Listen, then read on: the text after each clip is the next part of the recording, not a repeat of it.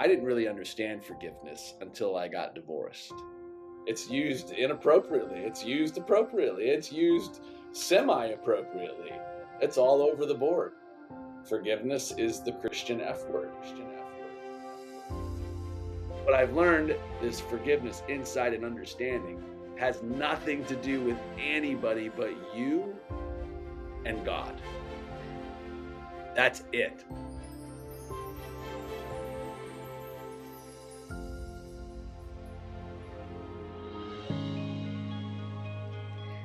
Welcome to another episode of the Betrayal Recovery Transformation Podcast, where we talk about all things betrayal, all things recovery, and all things transformation. I'm your host, Kris.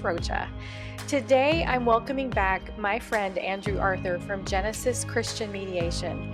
Andrew specializes in guiding individuals and couples through conflict resolution with biblical wisdom and practical tools. In our last conversation, because he's a repeat guest, we explored the topic of healthy conflict resolution. And today we're diving into a much requested topic and often misunderstood: forgiveness.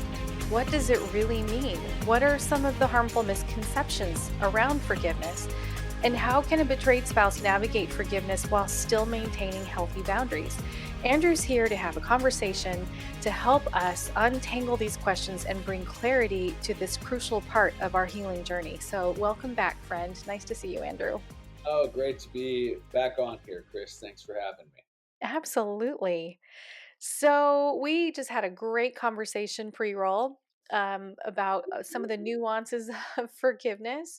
And I'm looking forward to repeating some of that and to see what else comes up from our conversation. But let's dive right in. I'm going to start this by saying the definition of forgiveness is to release a debt. That's what the word means. If you look it up in Webster's, it means to release a debt. So let's talk about some of the most damaging misconceptions about forgiveness and how these false beliefs hinder our healing or even hinder our relationships, which is something you deal with every day. That is true. That's true. There's a lot of hurting people and a lot of crisis in relationships today. Mhm. But before you even read the question, let's just declare the elephant in the room. Forgiveness is the Christian F word. Let's just Oh, It's a hard one. It's used inappropriately. It's used appropriately. It's used semi-appropriately. It's all over the board. it's weaponized sometimes. Oh, yes. Yes. Yeah. Forgiveness is the Christian F word. It is. I haven't It's a heard hard. that before. That lands. Tell me more about that. Well, so when we were talking a bit about just understanding forgiveness, and I don't know how many listening can identify with this story, but for myself, forgiveness was really, I didn't really understand forgiveness until I got divorced. I Mm. didn't. uh, and and maybe, I don't know, I grew up in Christian subculture. So for those of you out there, I was born on Friday and church on Sunday. My dad was the pianist and organist, very heavily involved in church, youth groups. I went to Christian private schools. I went to George Fox. I got involved in parachurch ministry, church music. I got on staff at it. I mean, so first 30 years of life, very Christian bubble, subculture, whatever. I even worked at a Christian bookstore for a while. For all you who remember Christian Supply, Oh, yeah. all those stores, yeah. When they used to exist, right? Uh, Hmm. but I remember that, like, the prime example of forgiveness was kind of originated in, I think it's in that First John, right, where it talks about if we confess our sins, God is faithful and just to forgive us our sins. And I don't know, from my, I guess, growing up, young mind, looking back, I would say my idea of forgiveness came off of that verse as being very transactional.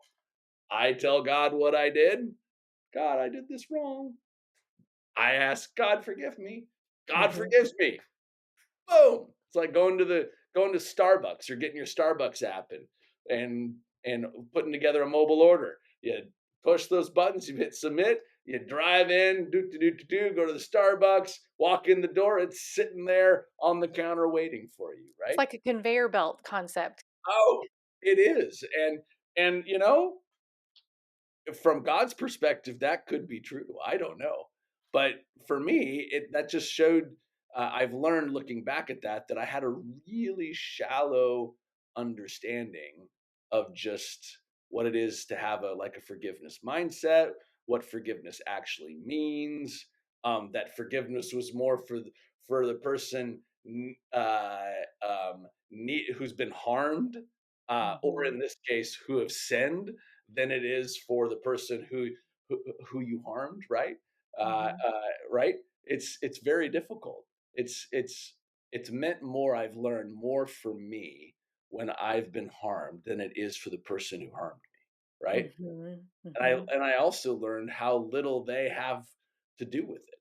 Oh, so true. It actually has nothing to do with them. Right, right. Mhm. The And other that was person.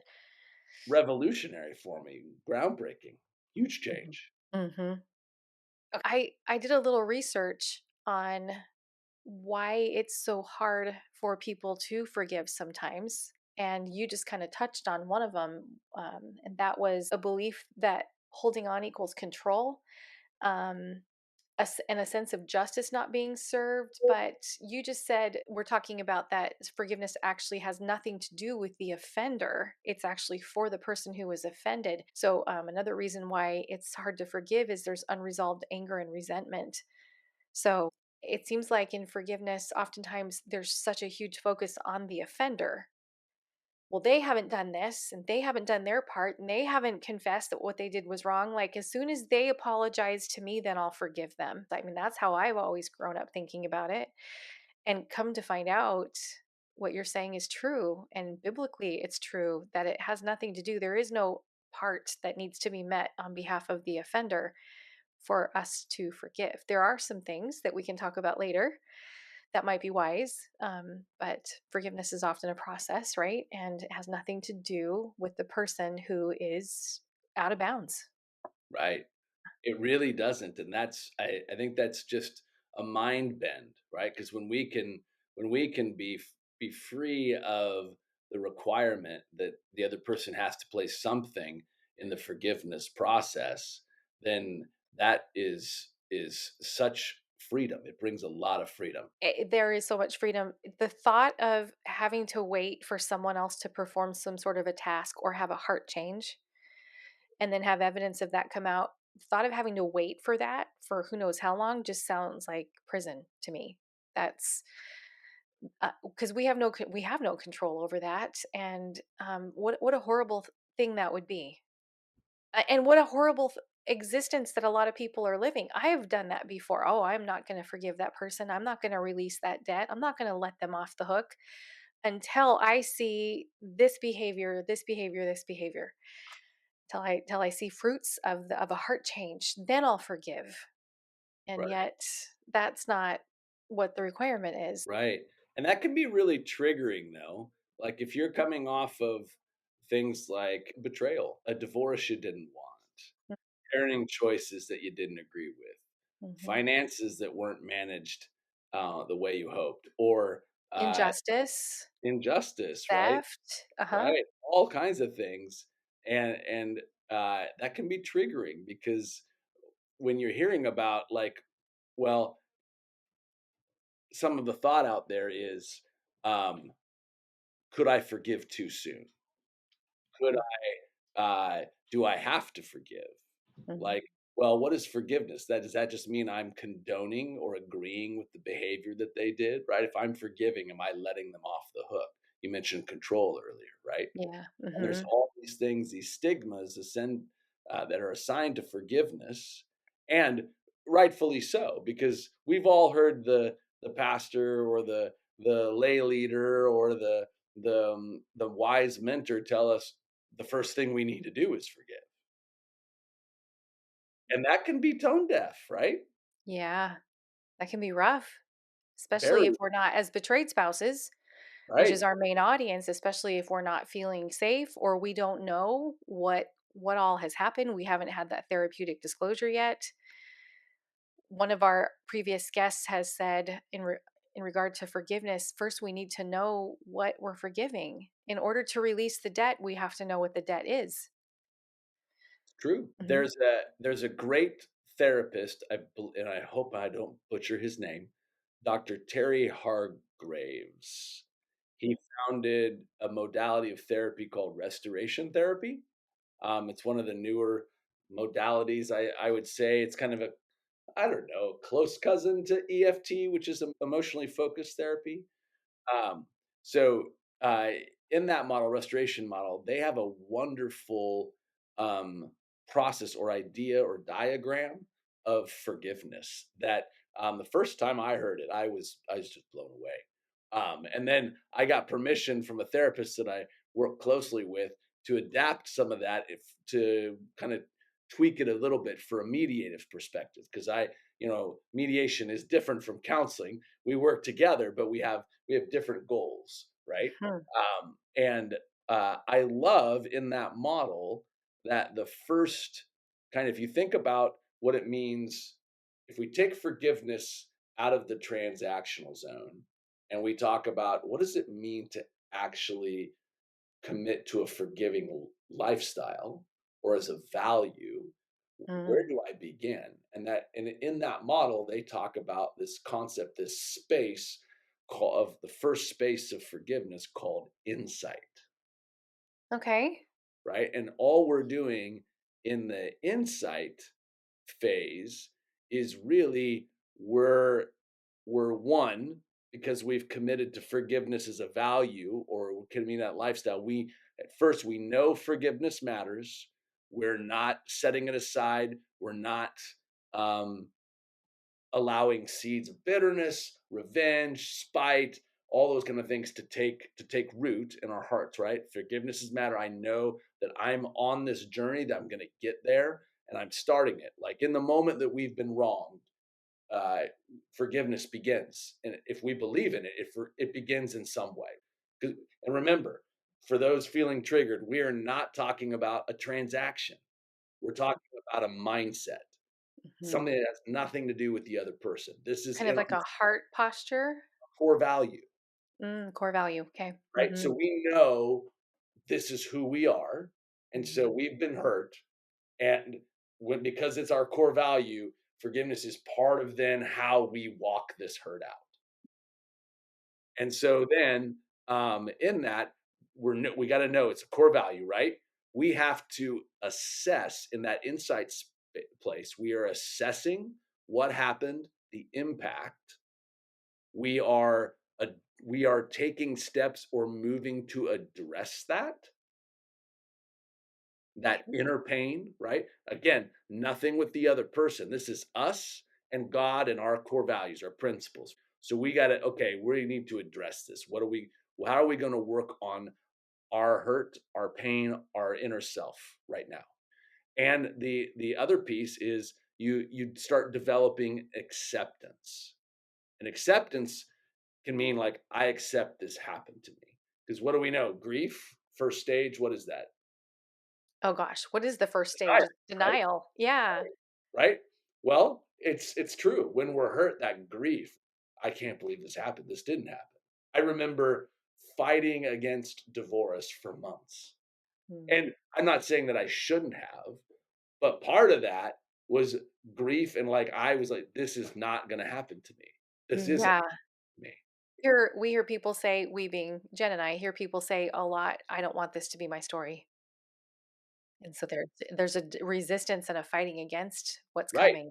Hmm. I've been betrayed. This isn't happening. No, no, not our marriage, Yeah. not our relationship, Hmm. not me. We've all felt that. Yeah. Absolutely. Yeah, but it's developing acceptance. And it's first that acceptance is really what happened to us. And that we motivated by our core values of forgiveness, we need to address it. We need to Hmm. get and this part's the hard one, Okay. What's right? coming next? It's hard. Okay. It's a commitment to doing no further harm. Commitment to doing no further. So, in other words, we're not seeking revenge. Right, right. We've Yeah. been hurt, but that doesn't mean then we hurt. Yeah. Okay. All right. I told you pre-roll that I have a forgiveness story, and I said I just know I'm gonna lean on the Holy Spirit for him to show me when to insert that story, and it's now. So I'm gonna roll with this. So you and I met up at one of your divorce care groups last week, right? Yeah, And I shared this with you a little bit before that. So this will be a repeat for you. But my forgiveness story, there are 2 times in my life where I have heard God. Like, I've felt him, I've felt his nudges, I've sensed him. I've heard that still small voice. This was not 2 times in my life. These were not still small voices. It's like if you were in the room with me, you would not have heard a voice speaking. But seriously, it was like God was at my right side speaking in my right ear and I could hear him. So, my husband and I were we were live streaming church for on a Wednesday night, and we our church does book by book, chapter by chapter, verse by verse, straight through the Bible, which is hilarious because sometimes, like on a Mother's Day, it might be and David and his mighty men wiped out the Amalekites and there was blood and guts everywhere. Happy Mother's Day, right? Like, it doesn't matter. It's just where we're at in the Bible is what he's going to talk about. So this night happened to be about forgiveness. And when the service was over, my husband leaned over and said, I've been sitting here just going, Lord, who is there anyone that I have not forgiven that you need me to forgive? Like, what have I left undone? And he said, I'm going through these people in my past and these people in your past, and I can't think of anyone. So I'm going to keep praying about that. But what about you? Is there anyone that and before he could even finish the sentence, I had a person in mind. Our story involves someone in my husband's life who was pursuing him. And I was leading betrayal groups. And 2 weeks prior to this happening, we had gone over forgiveness. And in the workbook that I was using at the time, there's a place to list people that you haven't forgiven, or people that, here's people that have offended you. And then you're supposed to put a check mark if you've forgiven them or not. There were probably 6 or 7 in that list. And I had check marked every one but her. And I'm saying to these women that I'm leading, I know. I'm just being honest and authentic with you all. I can't do it. I can't forgive. God's still working on this with me. So when I was talking with my husband about it, I said, the verse that comes into my mind is Jesus on the cross, forgive them, Father, for they know not what they do. But I've forgiven you because you've apologized. You've owned it. See it, own it, fix it. You're doing all that stuff. But that woman knew what she was doing. And I can't forgive her. I want her to suffer like I suffered. I want vengeance, basically, was what I was saying. And my husband just had this sweetest response. And God was working so mightily in his life, and he was growing so much in his faith. And he said, gosh, honey, I'm sorry that you're there, and I'm sorry for my part in that. And he said, I'm going to pray for you because this is hurting you. She probably hasn't thought about any of this in years. So I said, thank you. I appreciate that. And he's like, okay, I'm going to go do a couple things and I'll be on 5 minutes. And when I come back, we'll watch a show or something. I'm like, great. So he leaves the room. I instantly get on my phone. I've been raised in the church, like you said, born on Friday and church on Sunday. And my whole life I'd gone through assuming I knew what forgiveness means. And as a life coach, I've since learned it's really important to define what does that mean to you? What does reconciliation mean to you? I don't know, what does forgiveness mean to you, right? Because the definitions matter. And I thought, gosh, I've been a Christian for 50, at that time, 53, 54 years, and I don't know. Forgiving and forgetting comes to mind.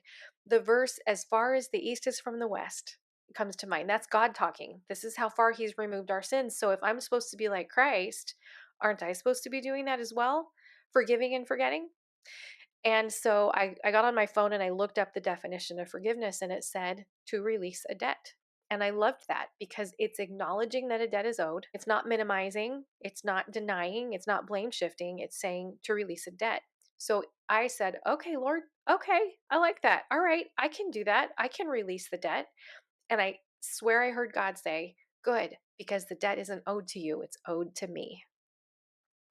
Mm, Whew, still makes me cry when I say that. When mm, I heard him say that, it was Like, it was like the prison door swung wide open because I realized I was trying to collect a debt that wasn't even owed to me. It wasn't mine to collect. And I love that God is merciful, and I love that he is the perfect judge, and he knows the full story. He knows the heart. He knows what these individuals have been through. I don't, and I can give that to him, and Mm. he'll do it right. So, that's my forgiveness story. And I love that story. That's why the tears are flowing right now because oh gosh, he met me in my place of need. He's a good father. It, I love that's a great analogy because according to that forgiveness model, what happened for you was this second space called understanding. So forgiveness is an insight, forgiveness understanding. Forgiveness is is as in understanding is marked hallmarked by this idea of demonstrifying the other person, right? So what happened to you in that moment, the realization that it wasn't your debt, it was the debt was owed to God, was you seeing this person the way God see it and releasing them to the Lord, Yeah. letting go of that last seed or a group of seeds of anger and resentment and bitterness and vengeance. And like essentially, if body science is correct, all that cortisol stored up in your body that Yes. you were ruminating on your own poison because cortisol is a poison uh, in our body. We don't want it. We're supposed to exercise to get rid of it when we're stressed and things like that. It's part of our how our body systems work. So that was a huge moment for you, both spiritually and physically. Oh gosh, I hadn't thought about the physical component, but yes, absolutely. Huge pillar in my moment in my life that I'll never forget. And as you were talking, what was beautiful to me was, like you just said, the resentment, the anger, like the injustice, the white knuckle, like it's not fair. Kind of all of those emotions were instantly replaced with curiosity and grace and compassion and a gentleness. There was a quietness that came in. The verse, God has not given us a spirit of fear, but of power, love, and a sound mind. And it was replaced. It was so funny when my husband walked back again. I was like, okay, I forgave. He was like, what happened? I told him the story. He was like, that was fast. I said, that's just like our God, isn't it? Right, how powerful. Yeah. Well, maybe it would be helpful as our listeners are listening in, and I felt stuck admittedly in forgiveness. Going to divorce care myself in the midst of of divorce to get that group support. Like I avoided the Thursday night because they were meeting on Thursdays that they were doing the forgiveness lesson for a full year. Like I avoided that night because I no because I wasn't like I all I knew forgiveness was a transaction and I wasn't about to go to the counter for that. What were you saying to yourself? What was the message? I don't know how. Like the model that I had of forgiveness in my head of that, sending the Starbucks app, doing the transaction, I just couldn't do it. Like I could not walk to that counter at that store. Mm. I was not interested in purchasing. Do not want that product. No, Yeah. no, right. So I had no idea. And and so maybe to maybe help differentiate terms, a term we use in mediation that's different from forgiveness, but it kind of maybe might seem like what people might think about when they think of forgiveness, and that's the word repair. There's a big difference between forgiveness and repair. Huge. And you can't like and I haven't even thrown out the other R word, reconciliation. I Oh, just sorry for those who might that word may be another swear word. I apologize. But we can't even get to that idea of reconciliation without repair. mhm. You can have forgiveness without repair. You can have forgiveness without reconciliation, but you can't have reconciliation without forgiveness. It's an interesting dynamic there. Boy, is it. Yeah, Yeah. right? Yeah. And so Mhm. what I've learned and I love about this model is it's almost in two halves. This forgiveness, insight and understanding has nothing to do with anybody but you and God. That's it. So Hmm. you can never enter relationship with that other person again, never speak to them, never interact with them. I mean, nothing. And you can still forgive, even if you never saw them again. And some people would say, well, if I never saw them again, it'd be a lot easier to forgive, right? You can see them and you can still forgive. You can be free. Forgiveness shouldn't equal a swear word, it should equal freedom. Freedom. Yes. It's not repairing, it's not resolving, it's not reconciling. Uh-huh. That's a next step. Completely separate, right? Hmm. Now, when you talk about repair, that's the act of rebuilding trust and living in healthy boundaries. So you're talking about misconceptions of forgiveness, and I think that's a great point to segue. So let's talk about what forgiveness isn't for a minute. I sent you some thoughts on the back side of that one sheet that I sent you yesterday. So about what forgiveness does not mean. Okay? Let's list those off. Sure. So according to the notes, forgiveness doesn't mean forgetting. I think that if I go and talk about where did this idea of forgetting come from?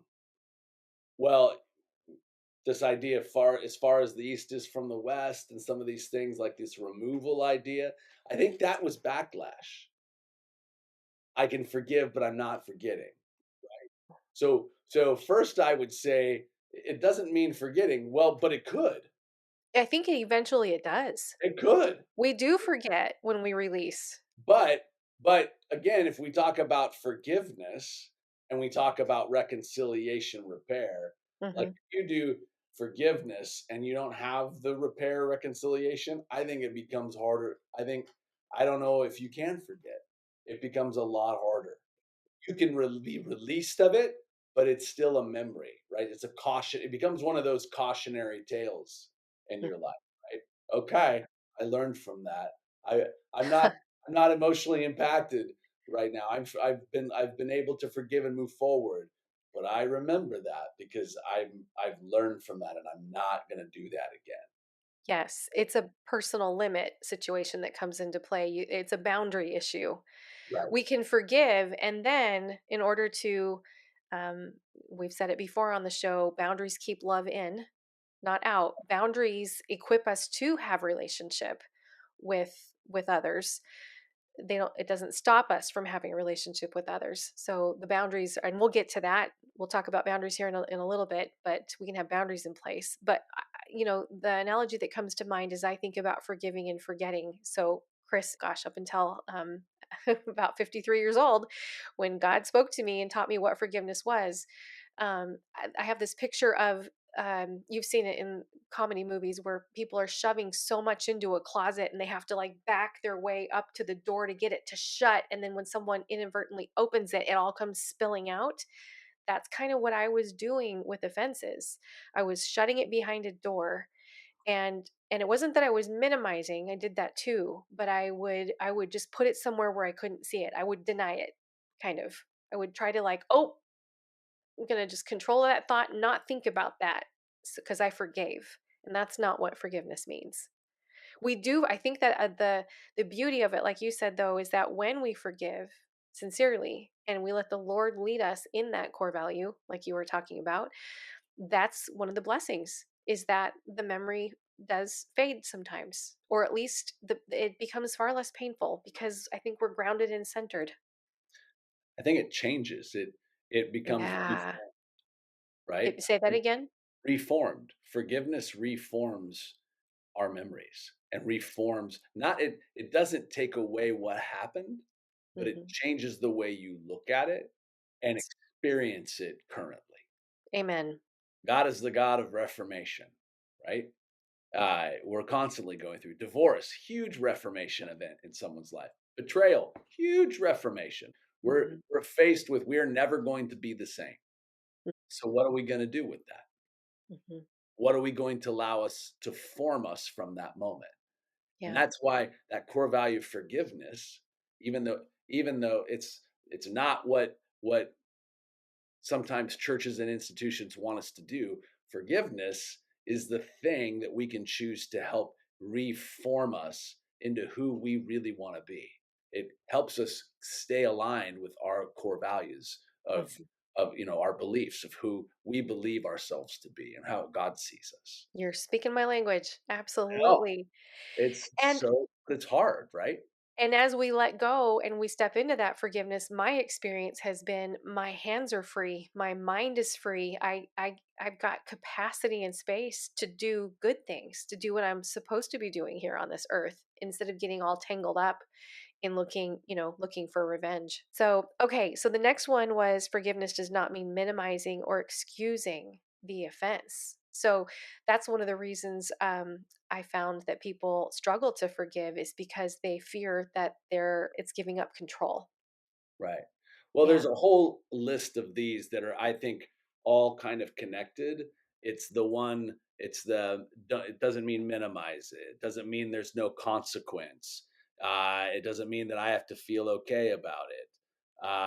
It doesn't mean that trust is restored. There's all these little subtleties like gifts or removal of boundaries that have become synonymous with forgiveness in a wrong way because it's so not wrong. really what it is, but we've been sometimes some of us have been manipulated like into that's what forgiveness means, that's what we have to do.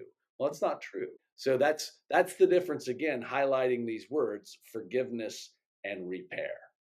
Mhm. If you're going to embark on repair, a forgiveness model would say there has to be safety because only in a mediation room, if we're talking about trying to resolve or repair an issue, we ask the question, well, what are the barriers in relationship right now? What do we have? What needs to be repaired? And I'm already going to know because I've talked with them individually, or I might separate them before we have that conversation. And I'm going to say, okay, do you feel safe to embark on this process? What do you need for safety? Mm. So, embarking on repair, betrayed relationship, starting on a divorce, whatever, you've got to know what you need to be safe and run those through a trusted friend advisor, someone that would tell you you're full of crap if you were.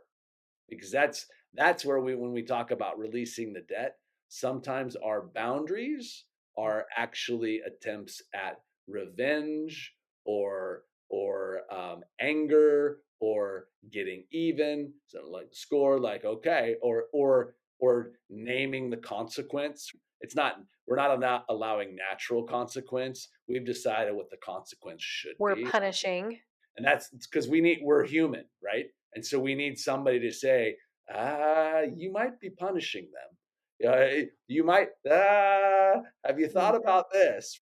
A great question I learned when we're creating boundaries is to ask because a boundary is a personal limit. It's not a fortress we're creating to hide behind. It's a personal limit and it's meant to keep love in, not out. Is to ask what is this doing for me? Not what is it doing to the other person? How is this affecting them? Like how is it controlling them? Is this good? I remember working with someone on a safety action plan, which is something for those who don't know, a safety action plan is like a fire escape plan. If your house catches on fire, you've got an escape route. So if your spouse relapses, you have a plan that you can put in place of what's going to happen because this relapse occurred. So anyway, in the safety action plan, this woman was wanting to make the consequences of relapse so egregiously terrible that he would never ever ever want to do it because it would be awful. And I had to lovingly say, I don't think you're quite getting what this is about. This is about what is this boundary doing for you to help you heal, to help you thrive and move forward. It's not how can I inflict, pain or consequences on the other person, right? Would you agree with that? Yeah, it's this is where repair and resolve and reconciliation can go south. It's when in the name of boundaries and in the name of protecting, which makes total sense. I've been betrayed. I've been divorced. I really was angry, and I really, really had some choice consequences I would have loved, um, for my former spouse. So, catch me in the wrong moment, and I'm making a decision or I'm talking out of that place. And Oh, yeah. it's so easy to do, which is it's so critical to have that group of people or getting wise people. When you're in one of these moments, you need a care team. You've got to have people in your life that can tell you you're not taking care of yourself or that's not a boundary. We need community. I'm going to put a shameless plug in for the movie The Forge. I don't know if you've seen it yet, but it's 2025 right now, and you can watch it on Netflix. Okay. It is incredible. It is incredible. Best One of the best movies I've seen. And my husband and I were both puffy-eyed wrecks afterwards. Not that anything horrible happened in it. It was one amazing moment after the other. I highly recommend The Forge. Um, and it's family friendly. Absolutely, watch it with your kids. But there is an incredible scene in that movie about what forgiveness is and Mhm. how it affects us. So, highly recommend it. But as you're speaking, this movie keeps coming to mind. Sounds great. I'm gonna Yeah, have to go watch it. get some popcorn and gather your family this weekend and go do it. Watch it. On the list of what forgiveness is and isn't, there were a couple that I really did wanna touch on, and the Do it. first one is this apology piece. Man, I'll tell Okay. you, Yeah, go ahead and read that one. in my media forgiveness, I don't have it in front of me, let's see here. Forgiveness does not depend on an apology. Mhm. Well, I I'm gonna go back to this idea of transaction, the "I'm sorry." So, there are a lot of good things about "I'm sorry," but also a lot of dangerous things about "I'm sorry." Because if we're still in the mindset that forgiveness, even if we're not aware of it, if we're still in the mindset that forgiveness is transactional, we automatically put a lot of weight on the "I'm sorry." I can't tell you if I've how many rooms I've been in where I've heard someone say, "But I said I'm sorry," or Mm. "I've said I'm sorry. How many times do you want me to say it?" Oh, I've said I'm sorry probably 100 times. And so when I think about I'm sorry's, I think about, well, in my area, it's Langers, or it could be Chuck E. Cheese, or it's these game places you go and you play these games. You have tokens. right. I'm sorry is like one of those tokens. The more tokens you have, the less they have a value to you. And True. so if I'm sorry just becomes a stack of tokens, but you don't win a prize or you can't afford a prize from it, Mm. how valuable are those tokens? They're not. They're not, right? And so I think what the idea that I'm sorry really is trying to encapsulate is this concept of validation and understanding. It's almost more along the lines I would say, and because I'm guessing listeners are familiar with this term, like an impact statement. Like this is I'm sorry. This is what happened. I understand how it's affected you or They're hurt you. looking for empathy. Right. Well, Mhm. even more than empathy, because Mm. validation can start in empathy, but validation is the absence of myself in a moment of recognizing somebody else. They're on the stage. I'm not joining them because I understand them. I'm not joining them because I've supposedly felt what they felt before. They're on the stage. I'm witnessing. I'm recognizing. Yeah, yeah.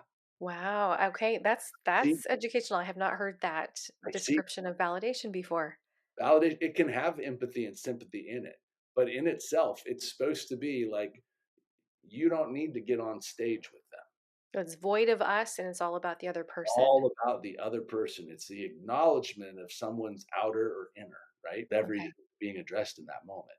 And so that's the hardest when we talk about a journey of repair and resolving things, because you have to, it's like a teeter-totter or a balancing scale. You have to do enough repair to resolve issues. You have to resolve enough issues to even move into reconciliation, right? So if we're Yep. talking about that, validation is critical. Mm.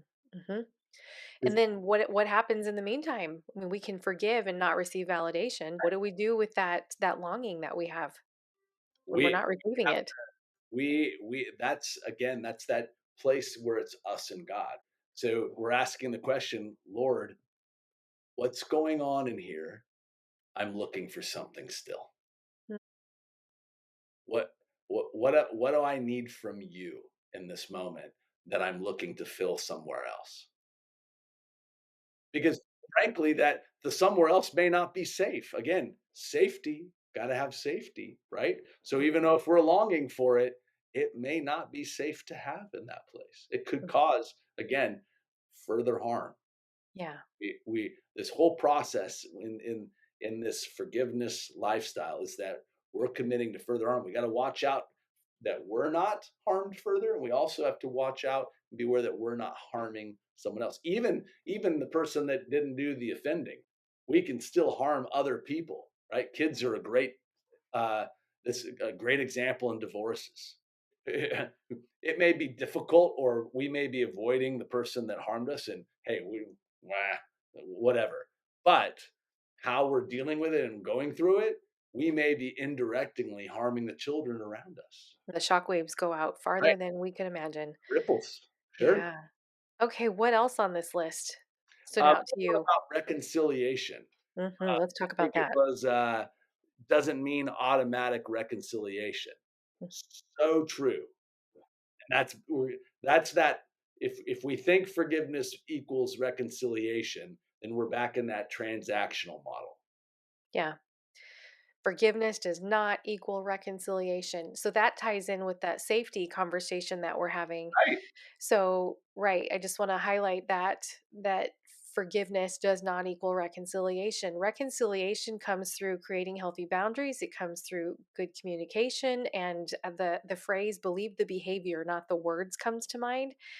And that goes back to that sad model. I've talked about this. Our listeners are familiar with sincerity, ability, durability. So when the offender is saying, "I'm sincerely sorry, I recognize, I see it, I'm owning what I did," and then they say, let's say in the case of betrayal, I'm going to go to a counselor, I'm going to join a betrayal recovery or a addiction recovery group, I'm going to do these things. So that's the sincerity stage. The ability stage is when they do the things they said they were going to do, and the durability stage is when they do those things over a long period of time. When we're talking about an addiction or renewing the mind, healing the mind and those neural pathways in an addiction behavior, that can take up to 3 to 5 years, because that's how long it takes to have those old neural pathways break down and create those new ones. In a divorce situation, if there's some coping mechanisms or unhealthy habits, there's some deconstruction that needs to happen in our lives, and then us allowing God to make us new creatures. So those are my thoughts on. It's when the person is in that durability stage, that's when I realize that's when I can dare to trust again. That's when I can risk it again.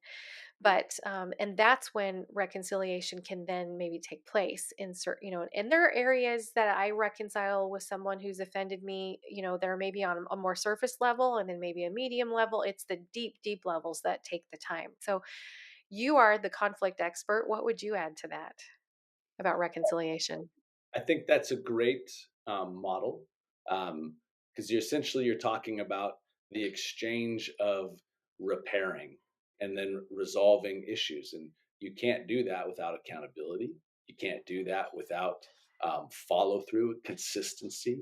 You can't do that without um, making things measurable. One of the mistakes couples make is they embark on repairing and resolving issues, but it's subjective. Oh, okay. For example, I mean, so how do I restore trust? Well, I'll let you know when it does. Well, I'll let you know.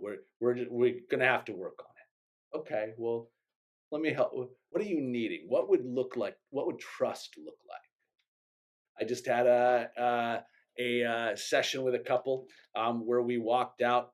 that he thought, well, I have to do a certain thing for her to regain trust in me. And I've done it so many times in the past, and it won't be very meaningful to me. And and I'm trying to protect the story a little bit, so I'm not revealing certain details. So Sure. the issue was um, he believed that she wanted him to attend a group again, like he had done in the past. But in his mind, I've done groups through, finished, completed, done, been a part of it, and we're back here again. And going back there, I would be just checking a box. Do you really want me to just check the box? So then we said, okay, that's a fair question.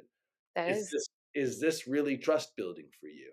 Here are my concerns with it, because I'm also hearing you want heart change, and I'm saying, well, it helped a little bit, but we're back again. So it wasn't the full answer. So we're back. So what is it that would build trust for you? What would that look like? And we were able to um, go in and ask more clarifying questions, and we found that it actually could be one of about 8 things. He could have gone to group.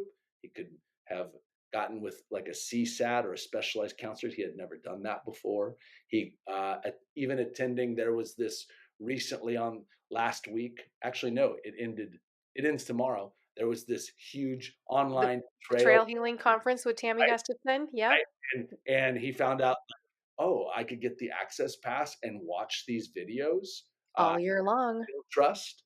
Uh, then there was 3 or 4 other things, and so all of a sudden, like all we had a new language between the two of them because it felt weird. Like there's a lot of assumptions happening and a lot of unclear communication, and that's what I'm talking about. Make it measurable. Mm, Get understanding and talk to each other about what is it that would rebuild trust? Be mhm. specific. Like be open, research it, figure it out. There's a lot of I haven't been yet in a scenario where only one thing is the answer. Uh-huh. Absolutely. I like what you said about asking clarifying questions because Right. if she's asking or he is asking for an action, a good follow-up question would be what's the desired outcome? What are you looking for? What do you need? Right. Okay, now what might be other ways to meet that need? And that's a time where you can go out and consult with a professional. Like if you're both there and you don't know what the other options are, would you be open to other options? Well, yeah, but I don't know what they are. Well, what are some other options, husband? Well, I don't know what they are. I've Mhm, always done this. That's where getting help, right? That's where you say, okay, we're going to go research. We're going to talk to some people that know what they're doing and who mhm. can help us find some additional resources. And There's that's why your point of support and accountability is so important because we don't know what we don't know. right. But other people, they got some experiences and resources and access that we are not even aware of. And So important. I think that's so critical to understand that the forgiveness process and the repair process can really be impacted by whether we isolate ourselves or whether we take on a learning and curious mindset. Which requires some vulnerability and It does. risk. It Yeah, does. And if it's not safe with the other person, then do it for yourself, 100%. right? Do it for yourself to start with. Right. And if So it benefits the other person or the coupleship or whatever relationship it is that's needing repair, great. But do it for yourself first. That's that pursue your own healing. right. And And I yeah. think in this age, I come across more folks that don't know how to change a relationship dynamic. They know, okay, I'm going to counseling. I know I've talked to my church. There's a support, there's a group for this, right? In the non-denominational land, there's a lot of programs and options out there, and people are becoming more and more aware and educated about it. Where it where I see the barrier, the gap is often people don't know what options and what to do about changing their relationship dynamic as a couple. And so that's the one where I say, don't just avoid it. Don't just put it in the closet, as you illuminated talked about earlier, the collection in the closet that comes spilling out. Talk to somebody who has some information and knowledge. This conversation is so meaty and so good. I feel like I could go on for 2 hours, but this is not the Joe Rogan podcast. So that's not going to happen. So, for the sake of time, I'm just going to list off some of these other items. Um, Forgiveness does not mean an immediate restoration of trust. Trust is rebuilt over time through consistent, trustworthy behavior. Forgiveness does not remove consequences. Someone can be forgiven and still face the natural or logical consequences of their actions. So, grace does not negate accountability. Forgiveness does not mean allowing continued harm. Setting boundaries is essential. And again, a boundary is a personal limit you set for yourself. Forgiving someone does not mean giving them repeated access to hurt you again. Forgiveness does not mean that you are going to feel okay. Forgiveness is a choice, not a feeling or emotion. You can forgive someone while still grieving, feeling anger, or working through the emotional pain that you are experiencing because of what the other person did. Forgiveness doesn't even mean that you have to tell the offender. This is between you and the Lord. You can forgive in your heart without directly telling the person, especially if doing so would be unsafe or unwise. And then finally, forgiveness does not mean everything goes back to the way it was. Like, we hope not. I hope it's better than what it was because we don't want to go back to old unhealthy relationships and patterns. We want new things. We want restoration, but then we want improvement. So it shouldn't go back to the way it was, especially if it was unhealthy. So, anything you'd add to that quick list rundown? No, I think that's a great list, and um, like any list, there's parameters in there. There's pendulums within each of those things, and that's why it's so important. One is core value. As a believer, I think we should substitute it's our responsibility as Christians to forgive. I think I would change that phrase to it's our responsibility as Christians to have the core value of forgiveness, Hmm. choose a forgiving lifestyle. Because I think any language we can do, especially as we're thinking about the next generations, that we can do to change, to reform this idea of forgiveness away from a transaction to a Hmm. lifestyle, to a pattern, to a process. I think then I think we're getting it. Uh, but I do want to earlier you talked about like this idea of being forgiven because of the scriptures that say that if we don't forgive, God doesn't forgive us. And there's a great parable, the unmerciful servant goes to the king, king forgives them. Okay, your debt's A forgiven. great, huge debt. Right. Matthew 18, right? Yeah, Matthew 18, that's full. Matthew 18 has the what do you do to confront somebody? How often should I forgive? And then what forgiveness is and isn't. And so the servant then goes out and then finds somebody that owes them and says, I'm collecting this debt. And actually then sends that person to prison because they're doing it. And then we know what happens to that servant, right? The king finds him again. And so that's just the reminder, I think, that God takes seriously our spiritual and emotional beings and our hearts. And when we don't commit to forgiveness, we can become like that servant because that servant isn't moving out of a forgiveness core value. That servant is angry, it's bitter, he's vengeful, all those things. And that's what God is protecting us against, not just for our spiritual health, but our body's health. There's so much science out there about the connection between forgiveness and stress and and even sickness and things like that. Just these uh, there's just a lot of science out there. You can go on a fun little Google dive looking that up. Well, an online adventure researching all that. One of the people I found the hardest to forgive, Andrew, and I wonder if you can relate with this. Any guesses? Yourself? Yes, that has been the hardest person to forgive is myself. But it is so necessary. It's so necessary. And I think that Matthew 18 parable applies there too. God says you're forgiven. then who are you to say that you're not? Who are you to not even forgive yourself? What a tangle. What a mess that creates. And a very wise counselor said something to me. We were in the getting to know each other phase of our relationship, and she said, "Tell me about yourself." And I said, "Well, I'm a wife and I'm a mother and I work at the fire department and I'm a Christian and and I'm listing off all these things, these roles that I have." And then I said, I gave myself a label that was based on something I had done. And she listened to me a little bit more and she said, "Okay, whoa, whoa, whoa, let's rewind. You said this label of yourself. You introduced yourself. That was part of your introduction of who you are. That's something that you did. That's not who you are." Like an example might be, I'm a liar because I have lied. That's not who you are. We were talking about this last week too, you and I, how important it is to understand our identity. God has specifically made each of us unique. I think that once we understand our unique identity, the specific creation that we are, that having that firm foundation and security has helped me to risk these things that we're talking about, like forgiveness. All of a sudden, if I know who I am and that God's got me, then I'm freer to act within those core values. I'm freer to give it to the Lord. Forgiving ourselves is a big part of the journey. Accepting and coming to terms with and addressing, those are critical. The things that hurt us don't define us. They can, but they don't have to.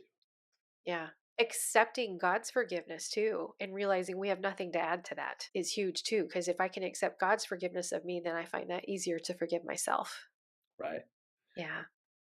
One of the hardest aspects of that is if you view that you haven't done anything majorly wrong in life. Right. If you grow up this in the Christian subculture and you've been in church and all that kind of stuff, that Yeah. place is not hard to find. You were talking at the top of the hour about what I would call your spiritual resume. I was raised in the church. I've been in youth group. I'm in worship team now. I'm like, Right. doing like I gotta, I went to Bible college. Like I checked all the boxes. I did all the things. And then come to find out later, oh gosh, I'm a sinner at the foot of the cross like everybody else. We are not guilty by association. We are guilty. Right. Yeah. Uh, and that's the greater picture of reconciliation. Reconciliation is the idea that we are reconciled to Christ because he forgave us, and then we can offer that reconciliation to other people because we've been forgiven, so we can forgive. Mm. Yeah. Beautiful.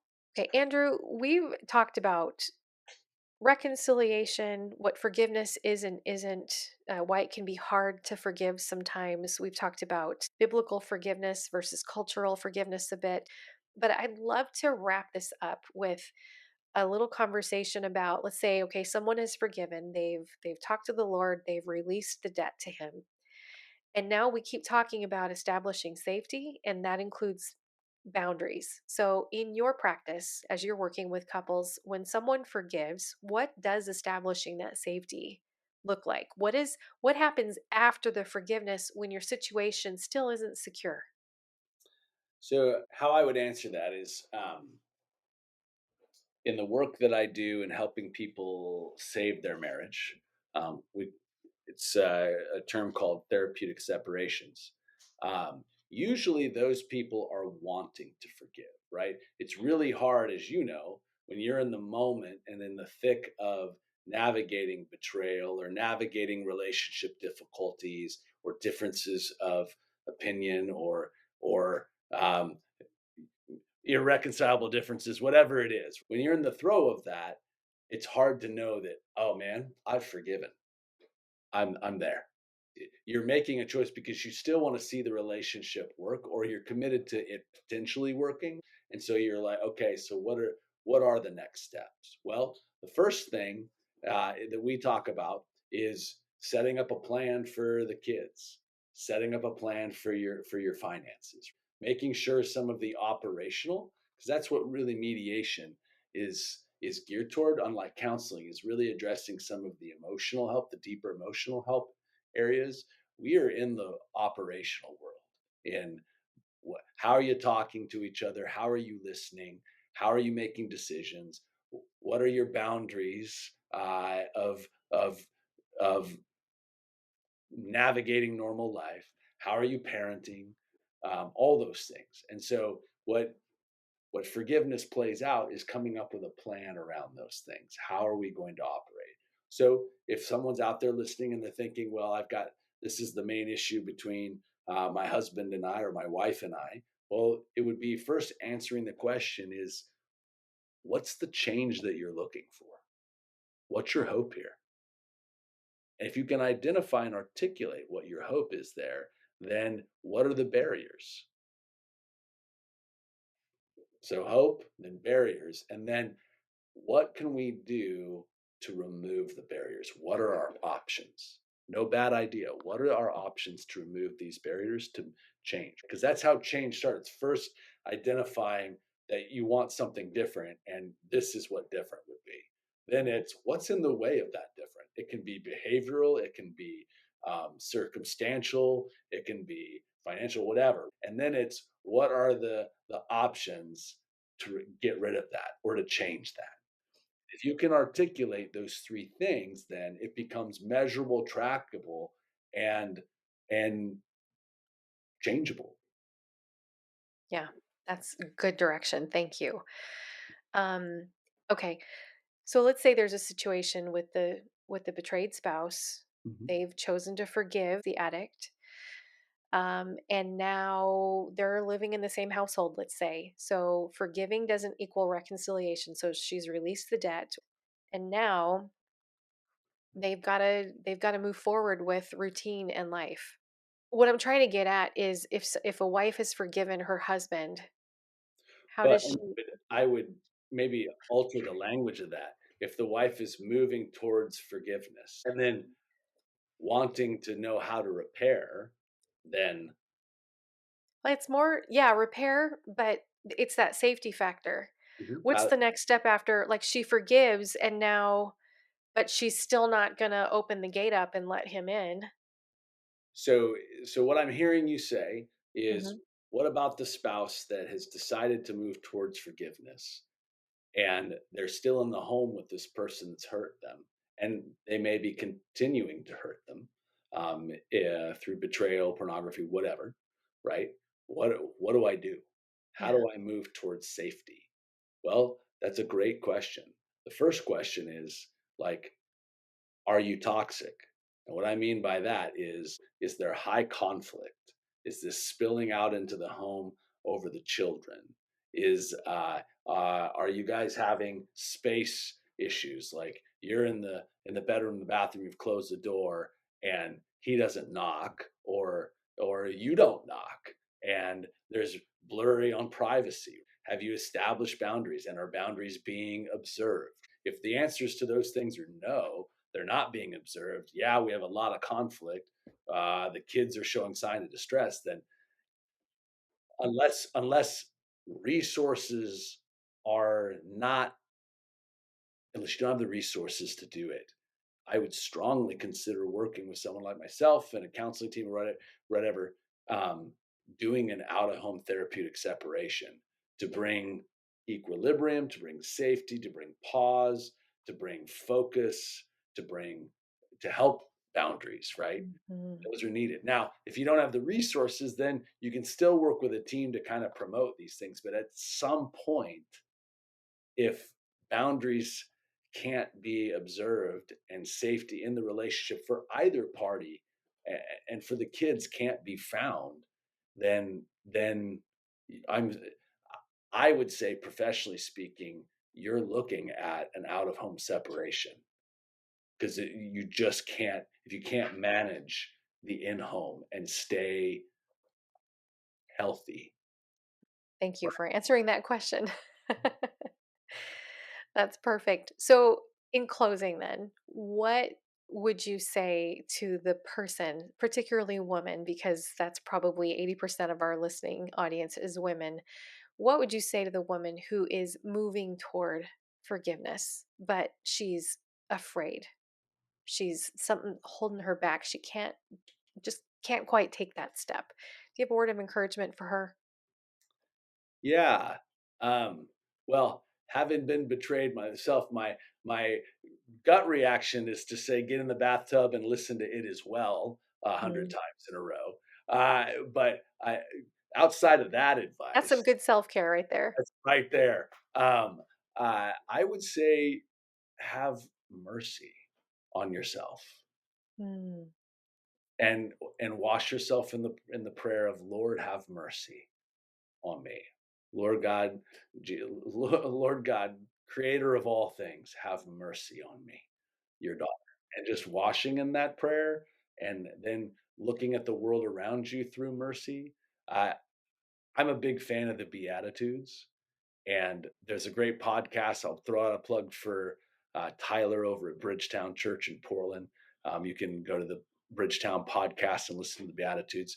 That word in the scriptures for blessed is more of a congratulations. Congratulations. It's like you've achieved, you're there, you've arrived at some place.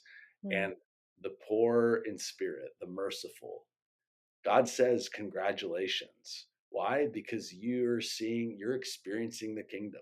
You're seeing God. You're in that zone where God is everything. And so congratulations, you're being reformed. Congratulations, God is with you. And that's the encouragement I would give because it's true. And it was in life. Full body chills on that one. That was an amazing word of encouragement. Definitely something to move toward. And I love that you said have mercy with yourself. Give yourself some grace as you're working through this. It can be a struggle, but it's worth the hard work.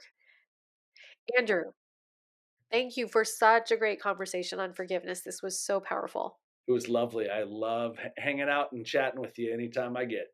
Same here, brother. Same here. We'll definitely have you back again. Andrew, tell our listeners where they can find you. Well, I'm happy to say after a year of sweat and toil, no, I'm just kidding. It was a year, not a lot of sweat, but a lot of work.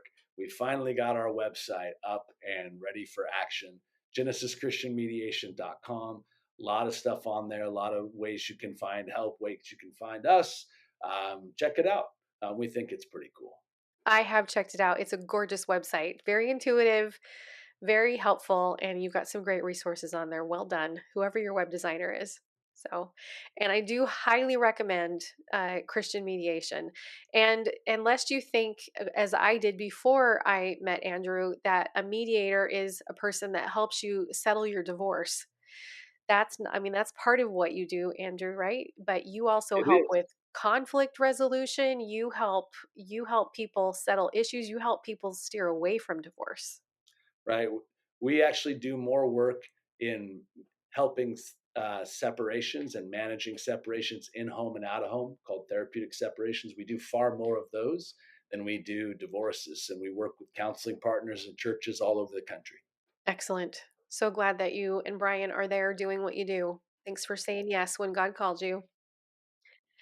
All right. So, friends, on that note, thank you for joining Andrew and I on this episode of the Betrayal Recovery Transformation Podcast. We sincerely hope you found today's discussion insightful and empowering. If you enjoyed this episode, please subscribe, rate, and leave a review. Your support changes the algorithm and it helps more listeners find the help that they deserve and need from these conversations. So, thank you for allowing us to be part of your healing transformation journey. Until next time, be kind to yourself. And, like Andrew said, have some grace for yourself and keep moving forward in your healing. Bye for now. Thank you for joining us on the Betrayal Recovery Transformation Podcast. We hope you found today's discussion helpful and empowering. For more information, please be sure to check the show notes. Until next time, be kind to yourself and keep pursuing healing. A ministry supported by Pure Life Alliance.